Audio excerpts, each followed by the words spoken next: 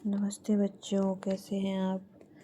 तो आज हम जो है कक्षा 8वीं के हिंदी विषय का अगला पाठ पढ़ने जा रहे हैं, असल धन। दूसरे पाठ का नाम है असल धन। तो मैं इस पाठ को पढ़ने जा रही हूँ। बहुत दिनों की बात है, ईरान के किसी गांव में एक चरवाहा रहता था। वह बड़ा ही गरीब था। बस दिन में 2 समय रूखी सूखी रोटी मिल जाती थी। पहनने के लिए भेड़ की ऊन से बने फटे पुराने कपड़े थे और रहने के लिए एक छोटी सी झोपड़ी थी जिसकी आधी छत गिर चुकी थी। गरीब होते हुए भी गांव वाले उसका बड़ा सम्मान करते थे। इसका कारण उसके अनेक गुण थे। वह बड़ा ही बुद्धिमान था। गांव वाले अपनी कठिन और जटिल समस्याएं लेकर उसके पास आते थे और वह उन्हें बड़ी ही बुद्धिमानी से सुलझा देता था। गांव के सब झगड़ों का निपटारा वही करता था। धीरे धीरे उसकी बुद्धिमानी की धूम दूर दूर तक पहुंच गई। लोग आपस में यही बात करते, दारा कितना बुद्धिमान है। वह केवल एक चरवाहा है, परंतु उसकी बुद्धि राजाओं की सी है। संसार का कोई ऐसा प्रश्न नहीं है जिसका उत्तर उसके पास न हो। ऐसी कोई समस्या नहीं जिसे वह सुलझा न सके। ईरान में ऐसी सूझबूझ रखने वाला दूसरा और कोई नहीं है। उसकी बुद्धिमानी की चर्चा ईरान के शाह के कानों तक भी जा पहुंची। उन दिनों शाह के सामने कुछ ऐसी समस्याएं थी जिन्होंने उसे परेशान कर रखा था। उसने एक दूत को भेजकर अपनी समस्या बताई और दारा से सुझाव मांगा कि वह क्या करे। दारा ने तुरंत ही समस्या को सुलझा दिया और वह भी ऐसी समझदारी से कि शाह दंग रह गया। उसने मन में कहा, यह दारा कोई साधारण चरवाहा नहीं है।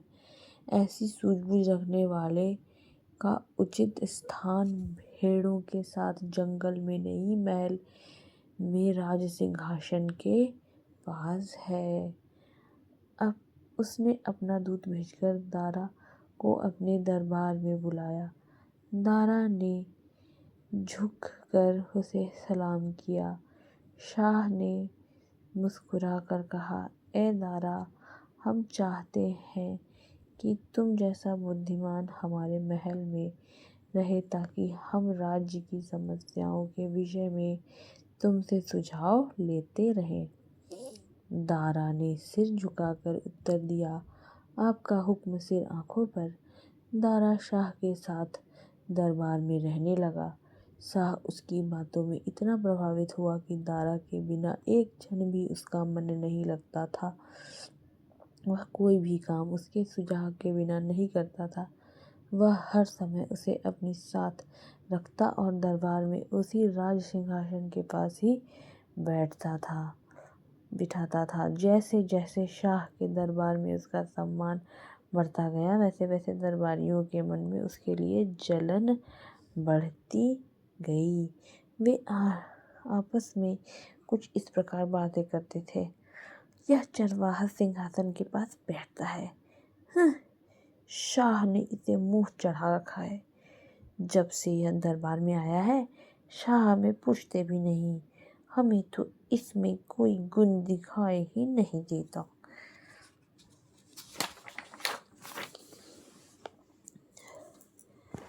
दरबारी उसके खिलाफ शाह के कान भरने लगे, परंतु शाह ने उल्टा उन्हें ही डांट दिया। मैं समझाता हूँ, तुम दारा से जलते हो, मैं समझता हूँ तुम दारा से जलते हो। इससे अच्छा तो यह होता है कि तुम अपने अंदर के दारा जैसे गुण पैदा करो। अपने को अच्छा बनाना कठिन काम है, अच्छे लोगों में कीड़े निकालना सबसे सरल काम है। मैं तुम्हारी एक न सुनूंगा, तुम झूठे और दुष्ट हो। शाह के मन में दारा के लिए स्नेह और सम्मान दिन प्रतिदिन बढ़ता ही गया। शाह ने उसे अब बहुत सा धन दिया। एक दिन शाह ने उसे बुलाकर कहा, मेरा मन तो नहीं करता, परंतु कुछ ऐसी मजबूरी आ पड़ी है कि मुझे तुमसे दूर रहना होगा। दारा के मन को धक्का लगा। उसने दुख और आश्चर्य से पूछा, मेरा दोष क्या है? शाह ने हंसकर उत्तर दिया, तुम्हारा कोई दोष नहीं है। सुनो, मैं तुम्हें उत्तरी ईरान में एक प्रांत का गवर्नर बना रहा हूँ। वहाँ का शासन बिगड़ चुका है, सरकारी अधिकारी कर्मचारी भ्रष्ट हो रहे हैं, आज अराजकता फैली हुई है, सब लोग मनमानी कर रहे हैं, जान और माल सुरक्षित नहीं, चारों ओर हाहाकार मच रहा है। वहाँ तुम्हारे जैसे बुद्धिमान, ईमानदार और समझदार शासक की बड़ी आवश्यकता है। मुझे विश्वास है तुम्हारे जाने से प्रांत की हालत ठीक हो जाएंगे। दारा गवर्नर बनकर उत्तरी प्रांत की ओर चला गया। उसके वहां पहुंचते ही प्रांत की हालात सुधरने लगे। वह स्वयं हर स्थान पर जाता, लोगों से पूछता कि उन्हें क्या दुख है। वह नगर नगर जाकर दरबार लगाता और दोषियों को सजाएं देकर लोगों को न्याय दिलाता। प्रांत में शांति फैल गई। लोग नए गवर्नर के गुण गाने लगे। शाह के कानों तक सारी बातें पहुंच रही थी। वह उन्हें सुन सुनकर फूला न समाता। दरबारियों की जलन और भी बढ़ गई और वो शाह के कान भरने के लिए नए नए उपाय सोचने लगे। दारा प्रांत के अनेक स्थानों का दौरा घोड़े पर सवार होकर करता था। दौरे पर जाते समय उसके साथ ही एक और घोड़ा भी होता था, जिसकी पीठ में एक बड़ा सा बक्सा रखा रहता था। बक्से के बिना दारा कभी नगर से नहीं निकलता था। दरबारियों को एक अवसर मिल गया। उन्होंने शाह से कहा, आप दारा को ईमानदार समझते हैं, परंतु वह बेईमान है। शाह ने बिगड़ कर कहा, तुम उससे जलते हो, इसीलिए ऐसी बातें करते हो। तुम मेरे कान नहीं भर सकते। वे बोले, जो हम कह रहे हैं उसके सबूत भी दे सकते हैं। उन्होंने कहा, क्या आप नहीं जानते कि दारा जहाँ भी जाता है अपने साथ एक बक्सा लेके जाता है? हाँ, मैंने सुना तो है।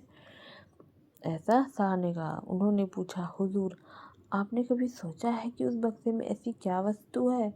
शाह ने विचार में डूबकर कहा, मुझे भी विचार होता है कि आखिर उस बक्से में वह क्या रखता है। दरबारी बोला, उस बक्से में दारा उस धन को रखता है जिसे उसने अपनी बेईमानी से एकत्रित किया है। वह प्रजा को लूटता है, वह ईमानदार नहीं, ढोंगी है। शाह बड़ी उलझन में पड़ गया। समझ में नहीं आता था कि क्या करें। अगर दारा बेईमान था तो फिर संसार में कोई ईमानदार हो ही नहीं सकता था। वह बहुत दुखी था। उसने दूत को भेजकर दारा से दरबार में हाजिर होने को कहा। दारा आश्चर्य में पड़ गया। इस प्रकार अचानक ही दरबार में हाजिर होने के आदेश में अजीब सा लगा, परंतु वह तुरंत ही राजधानी की ओर चल पड़ा और शाह के सामने आकर झुक गया। उसके साथ उसका वह बक्सा भी था। दरबारियों से खचाखच भरा पड़ा हुआ था। सभी निगाहें उस बक्से पर पड़ गई थी और दरबारी एक दूसरे को इशारे करके मुस्कुरा रहे थे। दारा ने अदब से कहा, ए ईरान के शाह, मैं हाजिर हूँ, मेरे लिए क्या हुक्म है? शाह बोले, दारा, हमने तुझ पर भरोसा किया, तुझे सम्मान दिया और गवर्नर बनाया, परंतु तूने हमें निराश किया।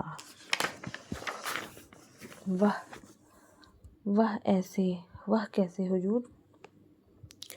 दारा ने आश्चर्य से पूछा। शाह क्रोध में चिल्लाया, क्या यह सच नहीं है? तूने बेईमानी से धन एकत्रित किया है? क्या हमारा दिया हुआ धन तेरे लिए काफ़ी नहीं था जो तू बेईमानी पर उतर आया? यह झूठ है, दारा ने नरमी से उत्तर दिया। मेरे पास ईमानदारी के सिवा कुछ नहीं है। शाह ने झंझला कर कहा, तेरे इस बक्से में क्या है जो तू इसे अपने साथ लिए फिरता है? दारा ने सिर झुकाकर कहा, इस बक्से में मेरा असल धन है। दरबारियों की आंखों में चमक आ गई। खोल इसे, शाह ने हुक्म दिया।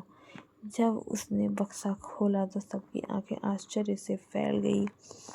उसके अंदर भेड़ की ऊन से बना हुआ एक पुराना कोट था, जैसे कि चरवाहा पहना करते हैं।